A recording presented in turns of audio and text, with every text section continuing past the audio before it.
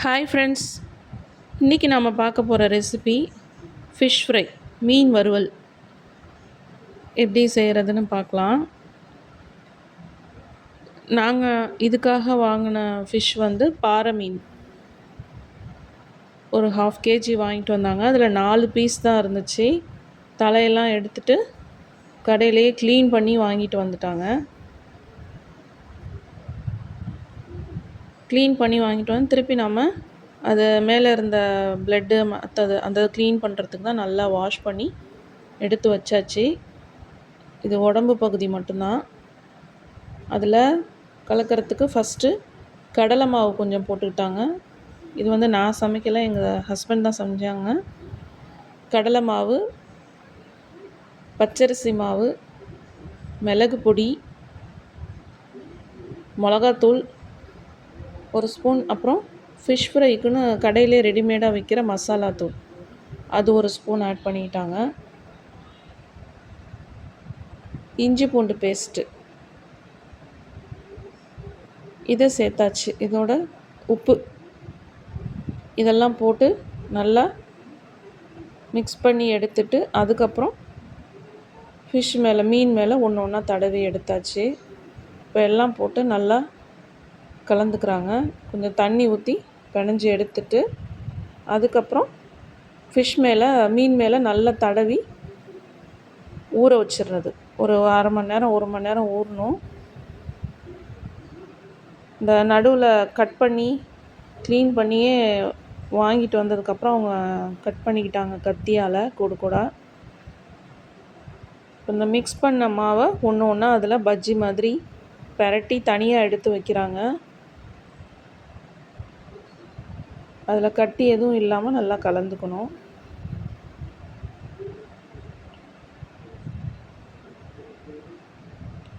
ரொட்டீனாக நம்ம வெறும் மிளகாத்தூள், மஞ்சப்பொடி, உப்பு இதை மட்டும் தான் மேஜராக போட்டு மிக்ஸ் பண்ணுவாங்க.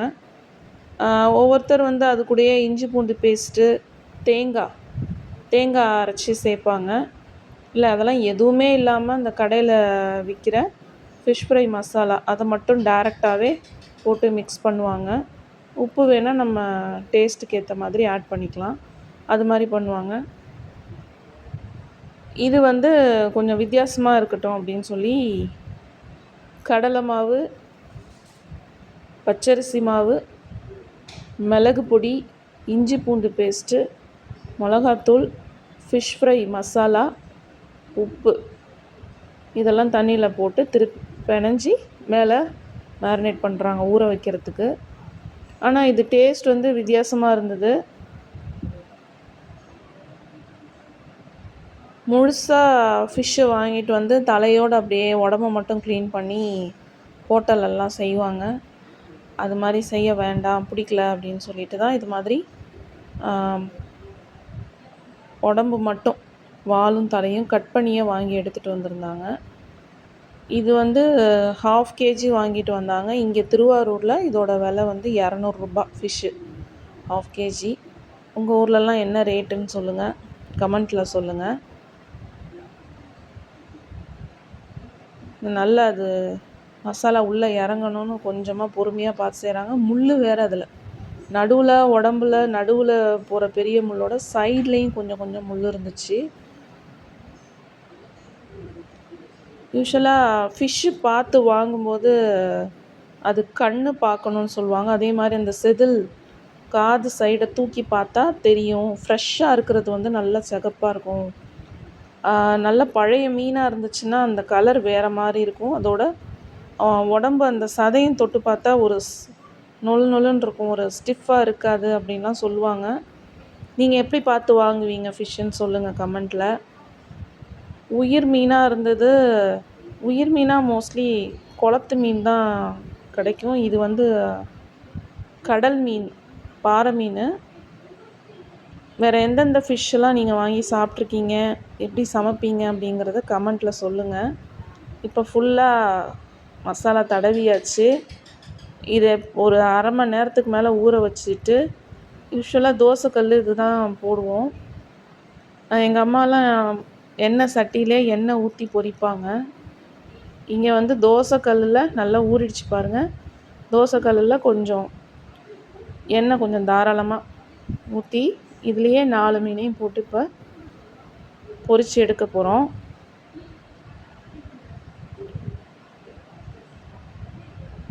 சிம்மில் வச்சு தான் ஃபிஷ் ஃப்ரை பண்ணுறது. ஹை ஃப்ளேமில் வச்சா டக்குன்னு கருகிரும். சிம்மில் வச்சு நல்லா எண்ணெய் சுட்டதுக்கப்புறம் அந்த மேரினேட் பண்ணி ஊற வச்ச மீனை எடுத்து போட்டுடலாம். பொறுமையாக திருப்பி போடணும். இது பிகினர்ஸ் தான் நானும் சொல்கிறேன். எல்லாருக்கும் தெரியும், சமைக்கிறவங்க நல்லா சமைக்கிறவங்களுக்குலாம் தெரியும். டக்குன்னு திருப்பி போட்டால் அப்படியே உடஞ்சிரும், துண்டு துண்டாக உடஞ்சி போயிடும். அந்த சதை வந்து எண்ணெயில் பட்டுச்சுன்னா, மீனோட ஃப்ளஷ் வந்து எண்ணெயில் பட்டுச்சுன்னா வெடிக்க ஆரம்பிச்சிடும். ஏன்னா அதில் கொஞ்சம் அந்த ஆயில் மாதிரி ஃபேட் இருக்கிறதுனால ஃப்ளஷ்லேருந்து வெடிக்க ஆரம்பிச்சிடும் எண்ணெயில் பட்டுச்சுன்னா. தோல் பகுதி பட்டுச்சுன்னா வெடிக்காது. அவங்க ஃபுல்லாக தட்டில் இருக்கிற மசாலா வேஸ்ட் பண்ணக்கூடாது, எல்லாத்தையும் போட்டுட்ருக்காங்க. இந்த மீன் வந்து வாடையே இல்லை, சமைக்கும்போது சுத்தமாக வாடை இல்லை. வாங்கிட்டு வந்தப்போ அந்த ஃபிஷ்ஷு க்ளீன் பண்ணுற வரைக்கும் அந்த ஸ்மெல் இருந்துச்சு, மீன் வாடை. அதுக்கப்புறம் சுத்தமாக வாசனை அந்த வாடையே வரல, மீன் வாடையே வரல. க்ளீன் பண்ணிவிட்டு மசாலாலாம் தடவி அதை பொரித்து எடுக்கிற வரைக்குமே மீன் வாடை வரல. ரொம்ப பழைய மீனாக இருந்தால் அந்த வாடை அதிகமாக இருக்கும் அப்படின்னு சொல்லுவாங்க. ஒவ்வொரு மீனில் வந்து ஒவ்வொரு சத்து இருக்குதுன்னு சொல்லுவாங்க. ஒவ்வொரு ஃபிஷ்ஷில் விட்டமின் B12 இருக்கும், ஒரு ஃபிஷ்ஷில் omega-3 ஃபேட்டி ஆசிட்ஸ் இருக்கும், ஒன்று வந்துட்டு ப்ரோட்டீன். எல்லா ஃபிஷ்லேயுமே ப்ரோட்டீன் அதிகமாக இருக்கும். B12 இல்லை, omega-3 ஃபேட்டி ஆசிட்ஸ். அது மாதிரி ஒன்றுத்தில் ஒவ்வொரு விட்டமின்ஸ் மினரல்ஸ் இருக்குன்னு சொல்லுவாங்க ஃபிஷ்ஷில். ஆனால் மீனை விட மீன் தான் இருக்கிறதுலே பெஸ்ட்டு சோர்ஸ் ஆஃப் ப்ரோட்டீன். நான்வெஜ்ஜுங்கிறதுல ஃபிஷ்ஷு வந்து பெஸ்ட்டு சோர்ஸு. அடுத்தது எக்கு, சிக்கன். இது எல்லாமே ஒரே லைனில் இருக்கிற ப்ரோட்டீன், எனர்ஜி நமக்கு சூப்பராக கிடைக்க வேண்டிய ஃபுட்டு.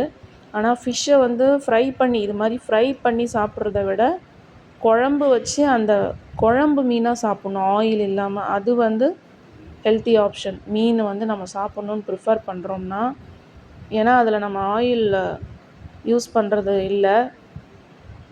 இப்போ நமக்கு வந்து இந்த தேர்ட் ஆப்ஷனாக ஒன்று ஏர் ஃப்ரையர் வந்திருக்கு. அதுலேயுமே நம்ம மீன் வந்து ஃப்ரை பண்ணலாம்.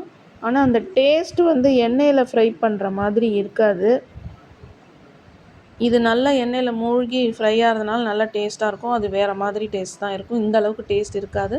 ஆனால் அது ஒரு ஹெல்த்தி ஆப்ஷன் தான், ஏர் ஃப்ரையரில் செஞ்சு சாப்பிட்றது. பெஸ்ட்டு சோர்ஸ் ஆஃப் ப்ரோட்டீன் வந்து ஃபிஷ்ஷு. கிட்ஸு, குழந்தைங்களுக்கு, பெரியவங்க எல்லாருக்குமே அது வந்து protein rich food. Weekly twice இல்லை 2 தடவை இல்லை 1 தடவையாவது எடுத்துக்கணும். நம்ம எப்படி கீரை சாப்பிட்ணும், காய்கறி சாப்பிட்ணுமோ இது மாதிரி ப்ரோட்டீன் எடுத்துக்கிறது நல்லது.